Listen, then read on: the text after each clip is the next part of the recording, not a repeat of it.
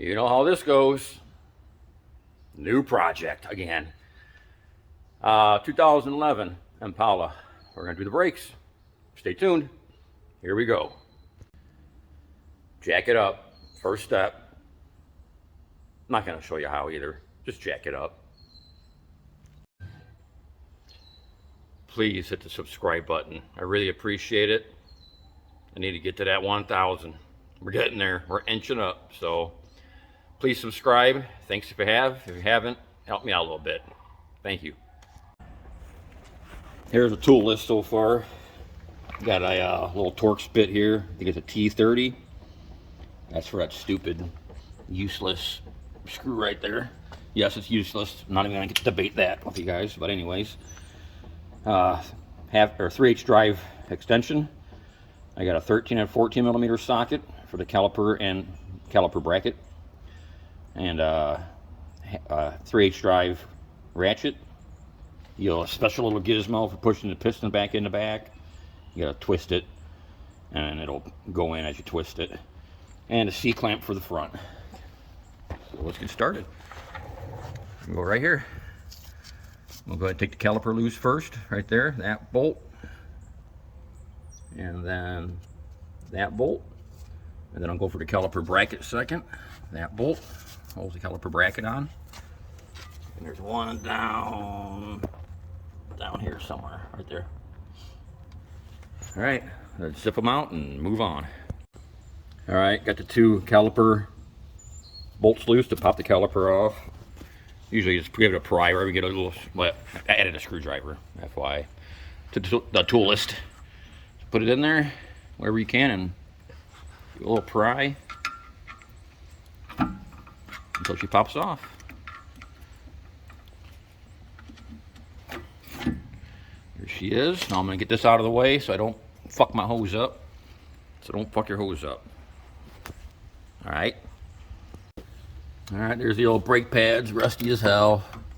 Good old Midwest salt. And I'm going to just pry them out of there.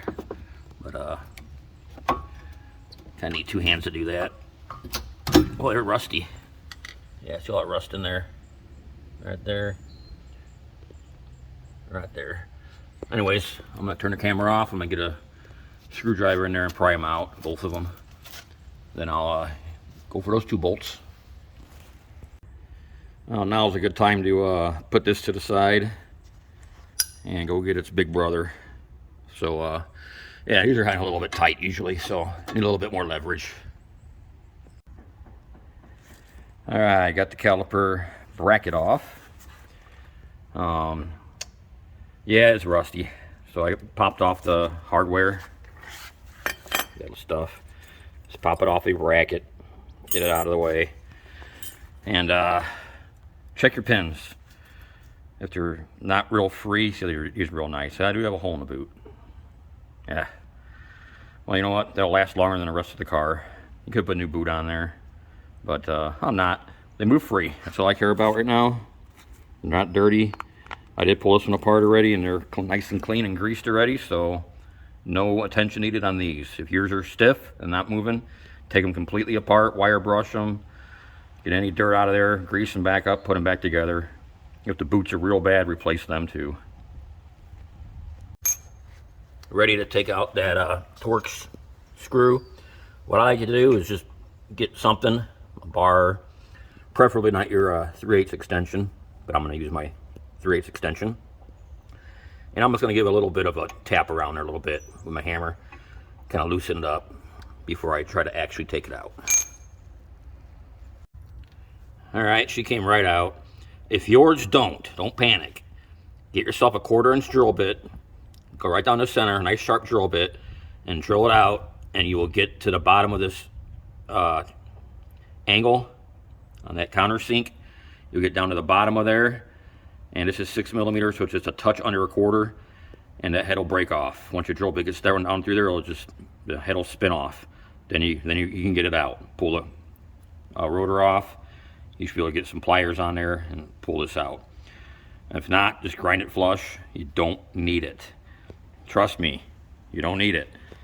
It's good for the assembly line when these are going on the line to hold it on there before they put wheels on, so the rotors don't fall off. That's all they're for. Your pilot diameter, it's, oh, it pilots it on. No, got one screw. One screw ain't gonna pilot it on right. You would need 3 or 4 or something. This pilots it on. That's your pilot. Okay, that's just for the assembly line. I work at Ford, and they use a lug nut. That's all they use. They don't have these at all. So, anyways, don't need it. But I'm going to put it back in, if that makes any sense. I went with Power Stop equipment here. These are the, I think they're called Geomet coating, just so they don't rust. It's like their second up from the bottom line of product, and then the ceramic pads. So that's what I'm going with. You need part numbers. It's all Rock Auto. So just go to Rock Auto. I don't need a part number. I don't need to do that. Just go to Rock Auto. A lot cheaper than like AutoZone, Advanced Auto. I said, that's crazy. I can pay the $70 to ship this here, and it's still cheaper than going to the local parts store, and enough to where it makes sense to order them. So I'm gonna go ahead and put that rotor on here. What's nice about these, it doesn't really matter. You can go ahead and use a brake cleaner, but there's no need to. These have a coating on them. They don't ship them in oil like the others. So they're bone dry right now. Let's put them on.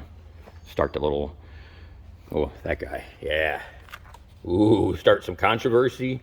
We're gonna stay away from that again. So I'm gonna use it because I can. Hardware is in.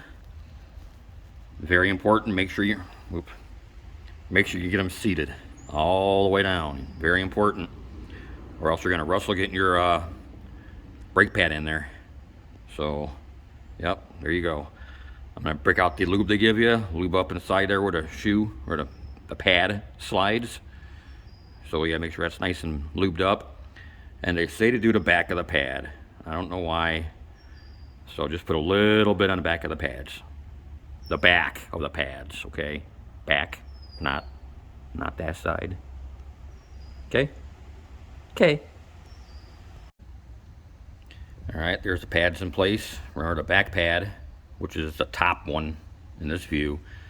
That's little freaking bent little bracket deal there. That's your emergency, well, your warning that your pads are worn in time to change them. So that one with the little indicator squeaker thing goes on the inside. So when this thing's on the car, it's on the inside. You see it? And they slide nice and free in there. So I'm ready to plop that on, bolt it back up, and then get the caliper back on top of this. All right, time to push in the piston. So this is the tool I'm using. That's the end I'm using, and I'm just gonna make this fits the best. Just gonna make sure you get it. Oops, sorry. Just gonna make sure you get it in there. And them lugs, oops, those lugs will fit in there. Oh, don't do that. The brake cable kind of holds it pretty good, so that wasn't all on the hose. But anyways, you get the idea. Put it in there, and this is the driver's side, so I'm gonna go clockwise with it. I'm gonna spin it this way, and that'll push in. Oh yeah, before you push that in, open up your reservoir.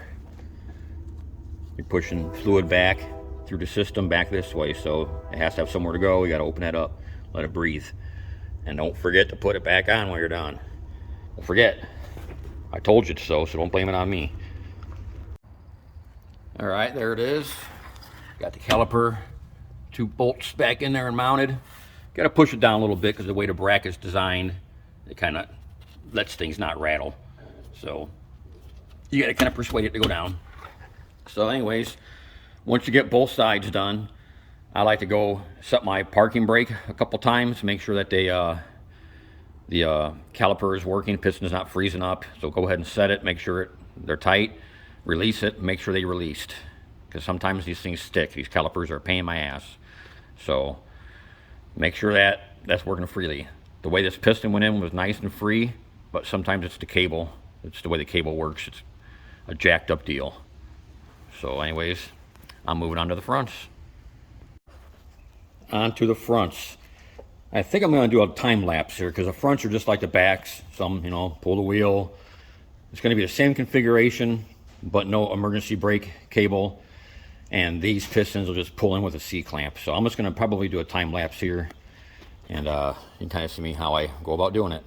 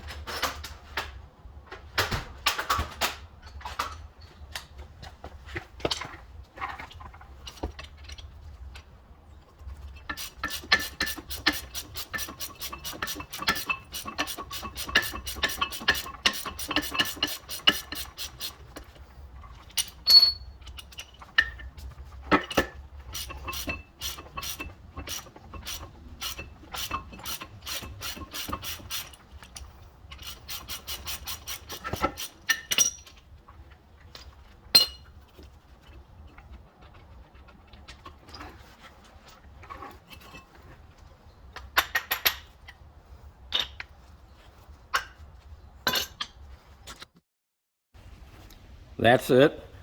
Yeah, 15 millimeter on those caliper mounting brackets. I'll probably edit this video and say that. But anyways, yep, that's ready to pull off.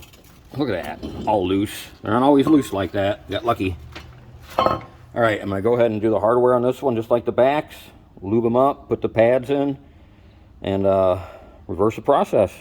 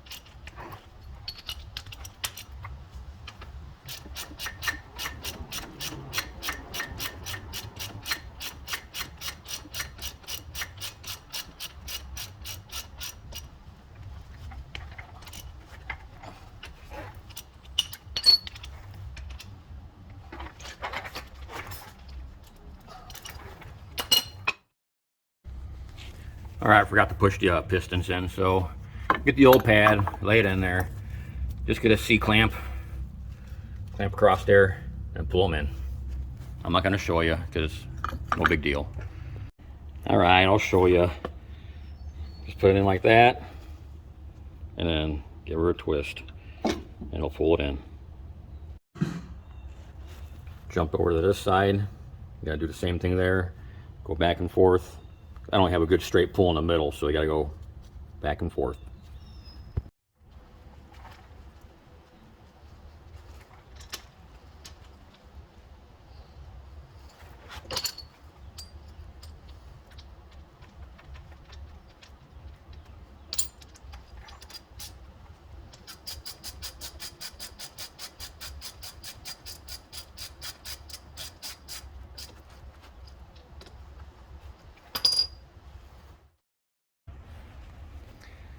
Well, there you have it. I'm going to go ahead and push the brakes, start the car, push the brakes, let them adjust. There's no need to bleed them. I just pushed all the fluid back to the master cylinder. I'll put that cap back on, don't forget. And I'll push the pedal a few times, and that's it. So, thanks for watching. Please subscribe, and I will see you at next project.